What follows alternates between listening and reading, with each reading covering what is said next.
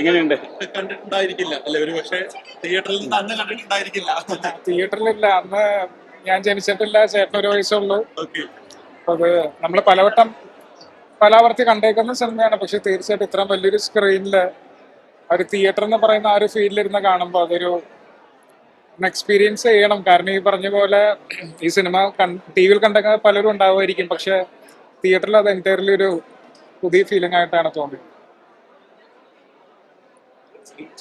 ചെമ്മീനിന് ശേഷം എന്നൊക്കെ പറയാവുന്ന രീതിയിൽ തന്നെ ഒരു കടലിന്റെ പശ്ചാത്തലത്തിൽ ഇത്രയും ഡെപ്തിലൊരു പടം പിന്നീട് സംഭവിച്ചിട്ടുണ്ടോ എന്നുള്ള സംശയമാണ്. എന്ത് തോന്നുന്നു? കഥ അച്ഛന്റെ ഓർമ്മകളൊക്കെ ഉണ്ടാവുമല്ലോ. അത് ഞങ്ങളിത് പറഞ്ഞു കേട്ടിട്ടേ ഉള്ളൂ, അല്ലെങ്കിൽ ടി വിയിലേ കണ്ടിട്ടുള്ളൂ. അതൊരു വലിയ സ്ക്രീനിൽ കാണുമ്പോൾ, അതും എന്താ പറയാ, ഒരു മാസ്റ്റർ പീസ് തന്നെ വീണ്ടും കാണുമ്പോൾ ഉള്ളൊരു സുഖമുണ്ട്.